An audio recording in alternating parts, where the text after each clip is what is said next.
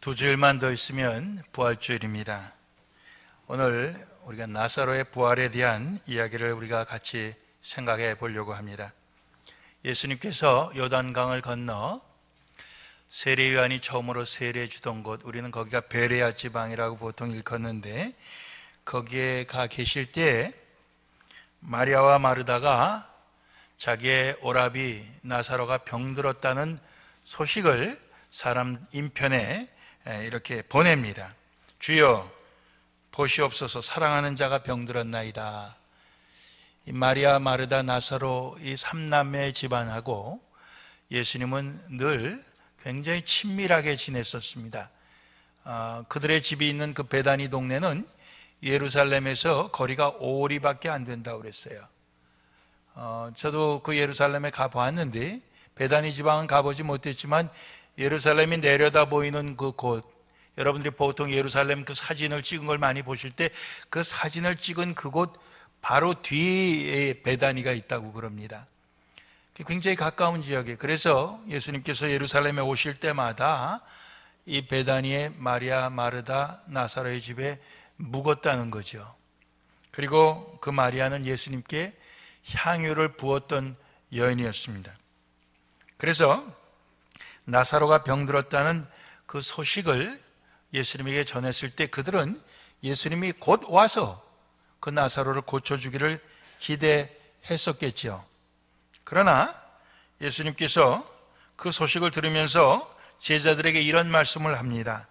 이 병은 죽을 병이 아니라 하나님의 영광을 위함이요 하나님의 아들로 인하여 영광을 얻게 하려 함이라. 즉 나사로가 이제 병든 것은 그건 하나님의 영광을 나타내기 위한 것이고 하나님의 아들을 영광스럽게 하기 위한 것이라, 그런 목적이 있다. 죽을 병은 아니다. 이렇게 말씀하셔요. 그런데 나사로는 죽습니다. 죽을 병이 아니라고 그러는데도 나사로는 죽어요. 죽었다는 소식이 오지 않아도 예수님은 나사로가 죽었다는 것을 아십니다. 그래서 11절에 보면 우리 친구 나사로가 잠들었도다. 그러나 내가 깨우러 가노라. 이렇게 말씀을 하십니다. 그러면서 제자들에게 15절에 보면 내가 거기에 있지 아니한 것을 너희를 위하여 기뻐하노니 이는 너희로 믿게 하려 함이라. 그러나 그에게로 가자. 이렇게 말씀하십니다. 예수님이 병든 나사로 곁에 있지 아니한 것이 오히려 제자들에게 믿을 수 있는 기회가 되었다. 이렇게 말씀을 하시는 것입니다. 그래서 17절에 보면은 예수께서 나사로의 그 무덤에 도착한 그때는 이미 죽은 지, 나사로가 무덤에 있은 지 이미 나흘이 되었을 때였다. 이렇게 말씀하고 있습니다. 마르다와 마리아가 예수님을 어떻게 믿고 있었느냐 하는 것을 오늘 우리 성경에서 21절, 32절 찾아볼 수 있습니다. 먼저 예수님이 마르다를 만납니다. 그때 마르다가 예수님께 이렇게 말씀드립니다. 주께서 여기 계셨다면 내 오라비가 죽지 아니하였겠나이다. 이렇게 말씀은 예수님에 대한 믿음이에요. 예수님은 분명히 우리의 오라비를 고쳐서 살릴 수 있었겠습니다. 마리아도 그 후에 예수님을 뵙고 이렇게 말씀을 드립니다. 32절 보면 주께서 여기 계셨다면 내 오라비가 죽지 아니하였겠나이다. 똑같은 말씀을 드립니다. 마르다와 마리아 둘 다 예수님이 죽을 병도 고쳐서 살리실 수 있다는 것을 믿었습니다. 마르다가 또 24절에 보면 이러한 고백을 합니다. 마지막 날 부활에는 다시 살 줄을 내가 아나이다. 우리 오라비 나사로가 마지막 날 부활 때 다시 살 줄을 내가 압니다. 또 27절 보면 주는 그리스도시요 세상에 오신 하나님의 아들이신 줄 내가 믿나이다. 이런 신앙 고백을 마르다와 마리아가 하고 있습니다. 예수님께서 돌을 옮겨 놓으라, 무덤을 막고 있는 그 돌을 옮겨 놓으라 할 때, 그때 마르다는 주여 죽은 지가 나흘이 되었음에 벌써 냄새가 나나이다. 즉 쓸데없는 짓을 하십니다, 그런 뜻이에요. 내버려 두세요. 돌문을 그대로 막아두세요. 죽은 지 나흘이 되어서 이제 썩는 냄새가 나는데 뭘 어쩌시겠다는 말씀입니까? 마르다의 믿음의 그 한계를 거기서 나타내고 있습니다. 예수님께서 거기에 대해 이렇게 답변하십니다. 내 말이 내가 믿으면 하나님의 영광을 버리라 하지 아니하였느냐. 아직까지 그만한 믿음에는 이르지 못했다는 뜻이죠. 그러시고 예수님은 나사로를 살리십니다. 행동으로 살리셔요. 나사로를 살리신 그 예수님의 그 마음은 나사로를 향한 그 동정, 긍휼히 여기는 마음, 그 사랑의 마음으로 가득 찼다는 것을 35절 보면 알 수 있어요. 예수께서 눈물을 흘리시더라. 예수께서 눈물을 흘리셨다고 그랬습니다. 얼마나 사랑했으면 저가 눈물을 흘릴까. 사람들이 그걸 보고 예수님이 정말 나사로를 사랑했구나 다들 알아볼 수가 있었습니다. 그리고 예수님은 아버지께 기도합니다. 41절 이하에 예수께서 눈을 들어 우러러보시고 아버지여 내 말을 들으신 것을 감사하나이다. 이제까지 내 말을 다 들어주신 것을 감사합니다. 항상 내 말을 들으시는 줄을 내가 알았나이다. 그러나 이 말씀 하옵는 것은 둘러선 사람들을 위함이니 곧 아버지께서 나를 보내신 것을 저희로 믿게 하려 함이니이다 하면서 그가 큰 소리로 나사로야 나오라 이렇게 큰 소리로 외치십니다. 나사로가 배로 몸을 동인 채로 나왔어요. 사람들에게 그걸 다 풀어주라고 합니다. 풀어주었습니다. 결국 나사로는 다시 살아날 수가 있었습니다. 예수님의 말씀이 마르다에게 25절 26절에 해주신 말씀이 나오는데 나는 부활이요 생명이니 나를 믿는 자는 죽어도 살겠고 무릇 살아서 나를 믿는 자는 영원히 죽지 아니하리니 이것을 내가 믿느냐 이렇게 말씀을 일찍이 해주셨습니다. 예수님이 하신 이 말씀이 나사로가 살아나온 것과 무슨 상관이 있느냐 오늘 우리가 생각을 해보려고 합니다. 예수님이 나는 부활이요 생명이니 나를 믿는 자는 죽어도 살겠고 거기까지 25절 말씀이 이제 나사로를 통해서 그대로 나타난 사건입니다. 예수님이 부활이고 예수님이 생명이기 때문에 나사로가 부활하고 생명을 얻었습니다. 여기까지 우리가 다 이해가 되지요. 이게 일어나기 어려운 사건이지만은 나사로가 살아났다 하는 것을 우리가 하나님의 말씀을 그대로 인정할 때 예수님의 말씀이 이 사건을 두고 한 말씀이구나 우리가 이해될 수가 있습니다. 아직 믿어지기까지는 안 해도 이해는 될 수 있어. 그 말씀이 그 행동이구나, 그 사건이구나. 나사로가 무덤에서 벌떡 일어나서 베옷을 동인 채로 그냥 주춤 이렇게 걸어 나와갖고 살아난 그것이 바로 예수님이 나는 부활이요 생명이라 예수님이 나사로에 나오라 해갖고 그가 얻은 부활이고 그가 얻은 생명이구나. 거기까지는 우리가 이해하기가 그렇게 크게 어렵지 않습니다. 그런데 그 다음에 나오는 말씀이 무릇 살아서 나를 믿는 자는 영원히 죽지 않겠다. 이게 좀 어려운 거죠. 살아서 나를 믿는 자는 영원히 죽지 않겠다. 영원히 죽지 않겠다는 말씀은 영원히 살겠다는 거죠. 영원히 살겠다는 것은 더 줄이면 영생, 영생입니다. 영생. 살아서 나를 믿는 자는 영생하리라, 이렇게 말씀하시는 겁니다.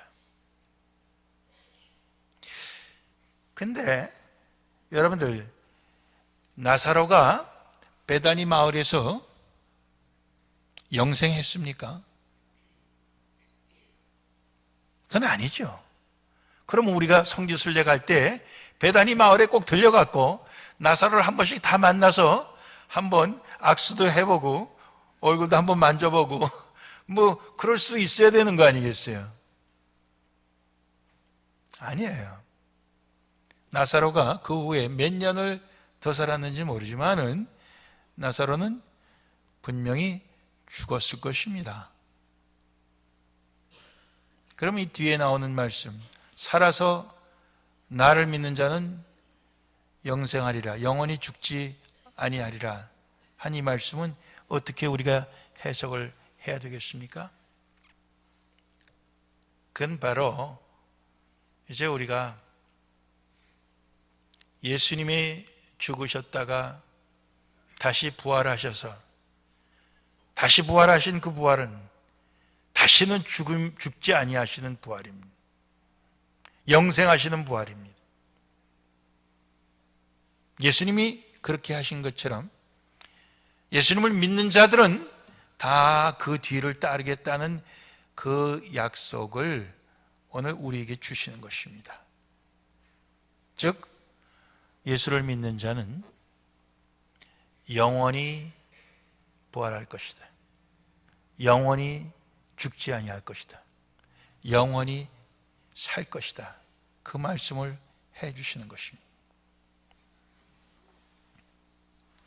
예수님은 바로 부활이요 생명인데 그냥 부활이요 생명이 아니고 영원한 부활, 영원한 생명이 되심을 우리에게 믿게 하시기 위해서 나사로를 죽은 지 나흘이나 됐는데도 살리셨다, 이 말씀입니다.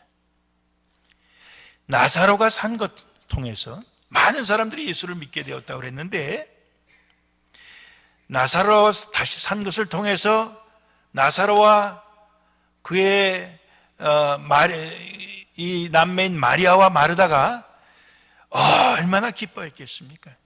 얼마나 기뻐했겠어요. 바로 그 기쁨은 장차 있을 미래적인 영원한 부활과 영원한 생명의 극히 작은 부분의 맛을 본 것이다. 저는 그렇게 말하고 싶어요. 그 맛을 본 것이다.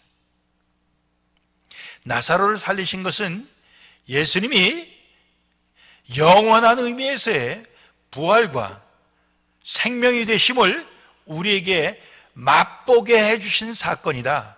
저는 그렇게 말씀드리고 싶어요.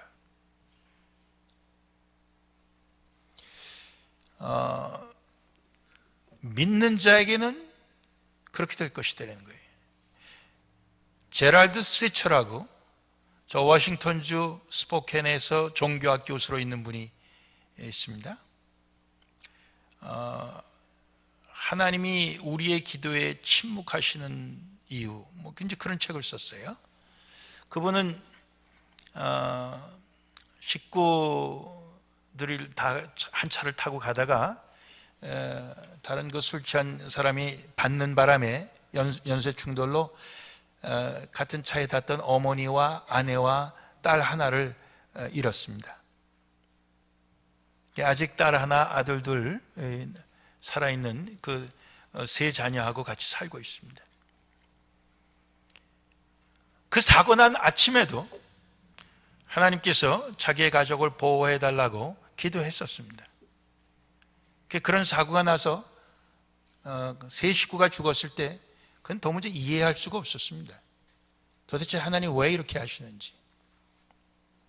그러면서 그의 책에 이런 글을 썼어요. 자기가 아는 가정 중에 한 가정은 아들이 운동하다가 목뼈가 부러져 갖고 온몸이 마비가 됐습니다. 온 가족과 주변에 있는 그 아는 교인들이 열심히 기도했습니다. 차츰차츰 나아져서 몸이 완쾌가 됐어요. 도대체 언제 목이 부러졌나 흔적을 찾을 수 없을 정도로 깨끗이 나았어요. 할렐루야, 아멘이죠. 그런가 하면 또 한 가정은 딸이 암이 걸렸는데 역시 마찬가지로 열심히 그 가족과 성도들이 기도를 했습니다. 근데 그 딸은 그냥 죽고 말았어요.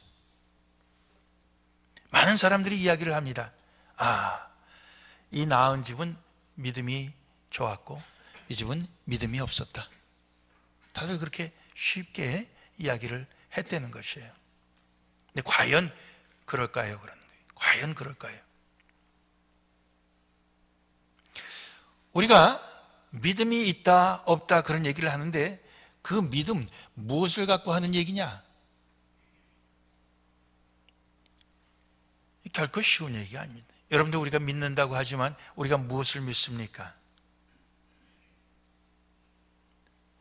그 제랄드 시처라는 그 교수는 이렇게 얘기를 합니다. 우리가 믿는다고 할 때 우리의 믿음을 믿는다는 거예요. 내가 믿는 것을 믿는다는 거예요. 그런데 마리아와 마르다도 그들의 믿는 것이 있었습니다. 예? 그리고 그것을 믿었다는 거예요. 그렇지만 예수님께서 내가 부활이요 생명이다 할 때 거기까지 그들이 믿음이 있지 못했었습니다. 예수님께서 나사로를 살리시면서 무엇을 가르쳐 주느냐? 믿음을 가르쳐 주는 거예요. 그 믿음은 누구를 믿으라는 거니? 예수님을 믿으라는 것입니다. 나를 믿으라. 내가 부활이고 내가 영생이다. 이것을 믿으라는 것입니다. 근데 오늘 우리가 예수님을 부활로, 예수님을 영생으로 믿기보다는 그것 외에 내가 믿는 것을 붙들고 내가 믿는 것을 믿고 있다는 것이죠. 많은 분들이 그거 아니라는 거예요. 예수님이 부활이요 예수님이 생명이신 것을 믿으라는 것입니다. 예수님은 그냥 부활, 그냥 생명이 아니에요. 사실은 영원한 부활이고 영원한 생명이십니다. 이제 나사로를 통해서 보여주신 것은 그것의 작은 맛배기입니다.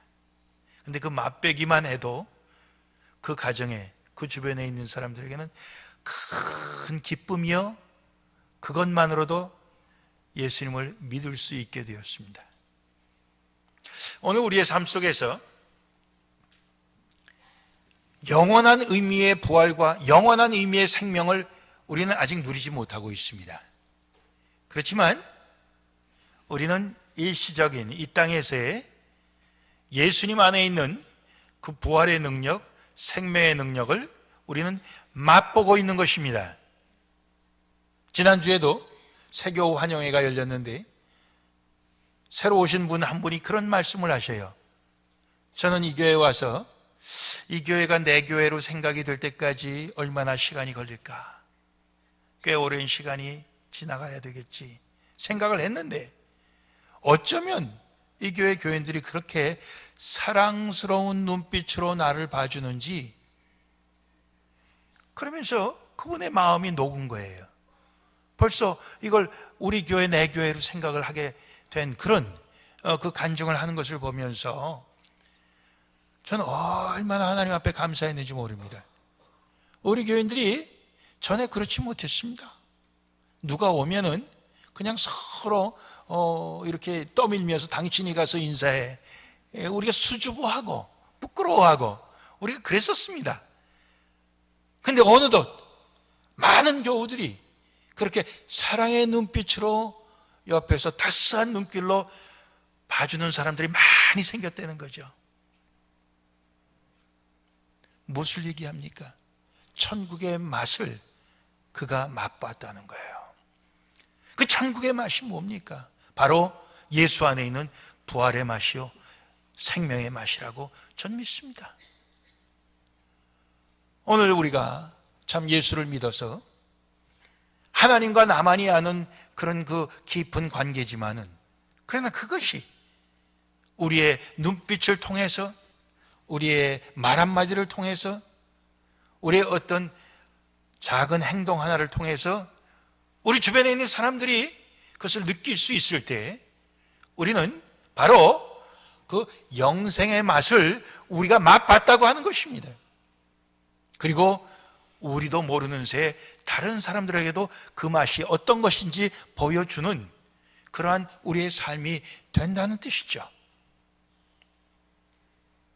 우리는 장차 영생과 그 영생의 부활을 누릴 것입니다. 주님과 함께. 그것이 바로 예수 그리스도 안에 있는 것입니다. 그럼에도 불구하고 우리는 이 땅에서 부분적이나마, 일시적이나마 우리는 그 영생의 맛을, 그 부활의 맛을 우리는 사실 경험하면서 사는 것입니다. 오늘 아침에도 교회에 오면서 교회에 오면 너무 좋죠. 그렇게 말씀하실 때 정말 저도 그렇죠. 교회 오면 너무 좋아요. 너무 감사해요. 맛이 있기 때문입니다. 뭐 우리 교회 국밥만 맛있어서 맛있는 게 아니고, 이게 사실은 예수 맛입니다. 예수님의 맛이에요. 예수님의 맛이 무엇이냐? 부활의 맛이고 영생의 맛인 것입니다. 저는 그렇게 믿습니다. 저희가 후원하는 선교사님 중에 심홍섭 목사님이 계십니다. 이분은 미국에 살면서 중국에 1년에 한 4차례 이상 가서 중국에 있는 그 지도자들에게 이 작은 목자의 삶, 우리 TEE 교재의 그 제일 중심부인 작은 목자의 삶을 단기간에 가르치고 오시고 이러시는 분입니다. 최근에 온 그분의 그 이메일 선교 편지 속에서 이분이 처음으로 자기가 가르친 그 제자, 한 교회의 그 지도자인데 그 제자가 자기에게 보낸 그 글을 소개한 것을 제가 오늘 여러분들에게 소개합니다. 제목이 이렇습니다. 말씀은 삶의 변화를 가져옵니다. 몇 년을 교회만 다닐 뿐 삶의 변화가 없이 늘 쫓기며 불안해하던 자매가 있었습니다. 집이 3채나 있었지만 차비를 아까워해서 웬만한 거리는 다 걸어 다녔습니다. 기분이 나서 헌금을 했다가는 또 기분이 나빠지면은 내가 이제까지 헌금한 거 다 내놓으라 그러고, 심지어는 목회자에게 선물했던 것까지 다 내놓으라 그래요. 가져가는 그런 사람이었습니다. 그 자매는 80이 넘으신 아버님을 모시고 있었는데, 하루는 그 아버지를 모시고 교회에 왔을 때 교회에서 제공하는 점심을 잡수시고 이 아버지가 고마워서 자기가 갖고 있는 돈 10위엔, 달러로 얘기하면 1불 한 60전 정도 되는 그 돈을 냈다고 합니다. 이 딸이 그것을 알고 집에 돌아오자마자 고래고래 소리를 지르며 아버지가 타고 있는 휠체어를 밀어버려서 그 아버지가 다치게 되었습니다. 작은 목자의 삶 1권을 시작할 때 눈물을 흘리면서 이 자매는 주님밖에 없다고 자기 자신의 집을 소그룹 장소로 제공했습니다. 그러나 여전히 돈은 그녀에게 있어서 무엇보다도 중요한 것이었습니다. 어느 날 소그룹 모임을 하고 있는데 예수를 믿지 않는 그녀의 가족들이 들이닥쳤습니다. 아버지의 재산을 공평하게 분배하자는 것이었습니다. 그녀는 지금까지 내가 아버지를 모셨으니 아버지 재산은 다 내 것이라고 울부짖는 바람에 그 소그룹 모임은 엉망이 되었습니다. 그녀에게 여전히 돈은 목숨만큼 소중한 것이었습니다. 그러나 공부가 계속되면서 이 자매에게 변화가 생기기 시작했습니다. 진정한 회개가 무엇인지 알게 된 것입니다. 예수님이 광야에서 시험 당하신 것을 공부하게 되었을 때 그녀는 자신을 깊이 되돌아보며 뜨거운 눈물로 진정한 회개를 했습니다. 자기의 형제 자매들을 다 불러 모아서 아버지의 통장과 재산을 건네주고는 엉엉 울었습니다. 통장을 내어줄 때 그 자매의 손이 떨렸습니다. 아까워서 그런 거지. 그 자리에 있던 소그룹 가족들도 모두 함께 울었습니다.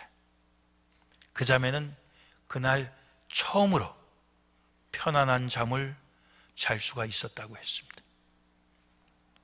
그리고 아버지가 세례받으시던 날 그 자매는 또 울었습니다. 감격의 눈물로. 그런 글이에요. 예수 안에 있는 부활과 생명이 바로 이런 것 아니겠어요? 예. 돈밖에 몰랐던 그녀가 예수의 그 말씀에 변화받아 회개해갖고 말이에요. 그것을 내놓을 수 있었을 때, 예? 눈물을 흘릴 때, 그때 그녀는 거듭난 거죠. 부활한 거죠. 예수 안에서 참 생명을 얻은 거죠. 그렇죠?